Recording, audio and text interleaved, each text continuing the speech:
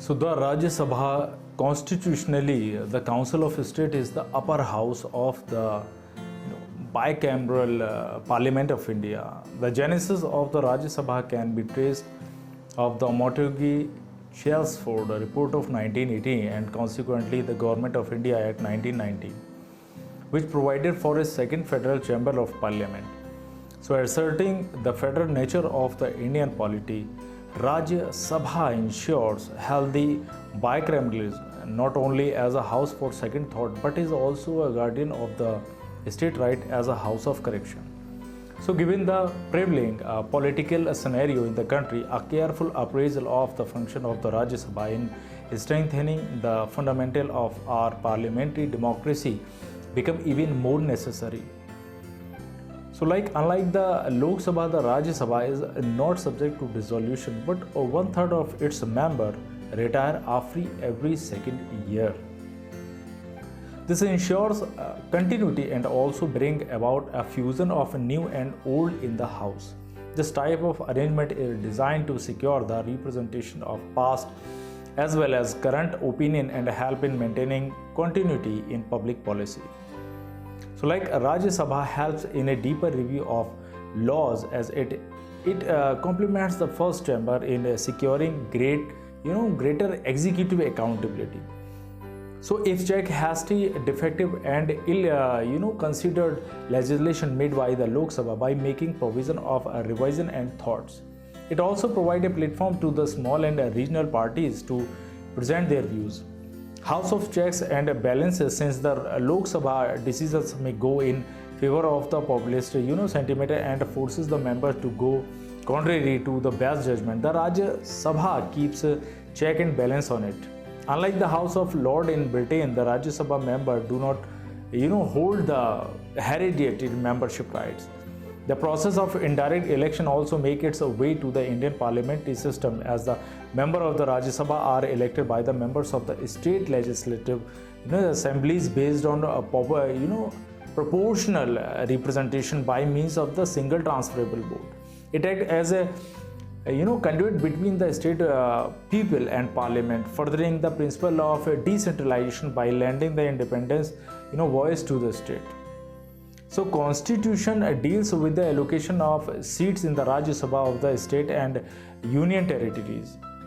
12 members are nominated to the Rajya Sabha by the President of India for 6 years term for their contribution towards arts, literature, science and social services. This feature of the Rajya Sabha makes it even more democratic and participatory is eminent people making significant contributions to society make their way to the highest echelons of Indian politics.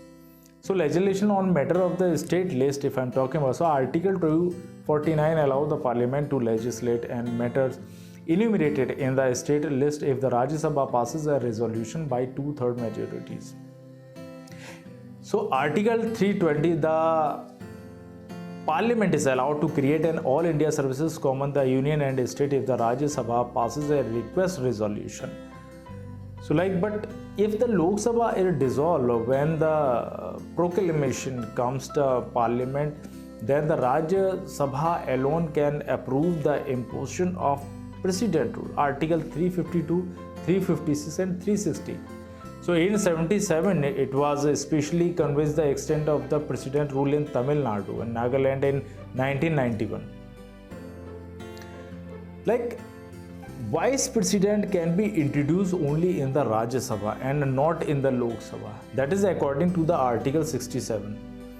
So subverting the federal character of the Rajya Sabha by way of the Representation of People Act 2003, Parliament has removed the word domicile from section 3 of Representation of People Act 1951. The problem has been exacerbated by the Kuldeep Nair judgment, which removed the requirement of domicile. So Rajya Sabha election from that state, if I am talking about, the ruling party on many occasions have used the Rajya Sabha seat to elect their defeated candidate in Lok Sabha. So a money bill can be introduced only in the Lok Sabha and not in the Rajya Sabha. So Rajya Sabha cannot amend or reject a money bill. it should return the bill to the Lok Sabha within 14 days, either with a recommendation or without recommendation. So Lok Sabha can either accept or reject all or any of the recommendation of the Rajya Sabha in both the cases. The money is deemed to have been passed by the two houses.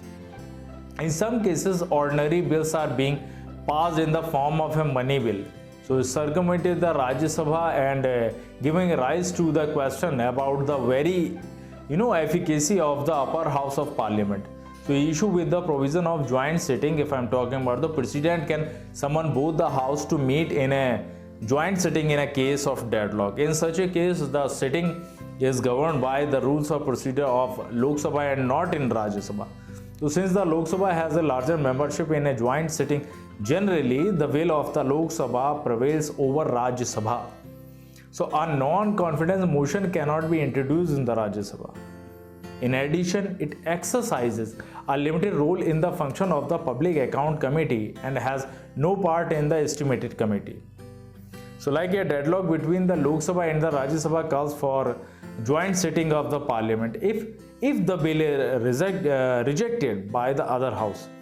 If the house have finally disagreed as to the amendment to be made in the bill, if more than 6 months have elapsed from the date of the receipt of the bill by the other house without the bill being passed by it, Speaker of Lok Sabha presides over a joint sitting of the two houses. The provision of the joint sitting is applicable to ordinary bill or financial bill only, not to money bill or constitutional amendment bill. So there has to be a mechanism to ensure federalism in its true essence with equal representation for each state represented in the Rajya Sabha, so that large states don't dominate the proceeding in the house, and for the smooth function of our democracy and to be the spokesperson for the marginalized. There is a need for a better procedure of nomination to improve the quality of discussion in the upper house. It's also important that more voices pointing out state-specific concerns are raised. The small shall be responded positively from the government side. Additionally, more time needs to be spent on debate and discussion and less on disruption to ensure that all the legislation goes through proper and productivity parliament security.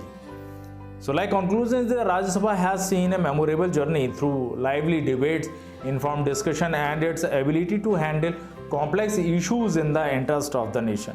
So indeed, it has also seen fictions and a rise in disruption, which is certainly a matter of a concern of all stakeholders. But even through the ups and downs of Indian politics, the Rajya Sabha has remained a vanguard for political and social values, a melting pot of culture and diversity, and overall a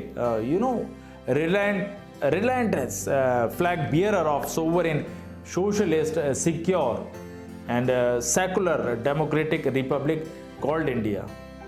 Thanks for watching.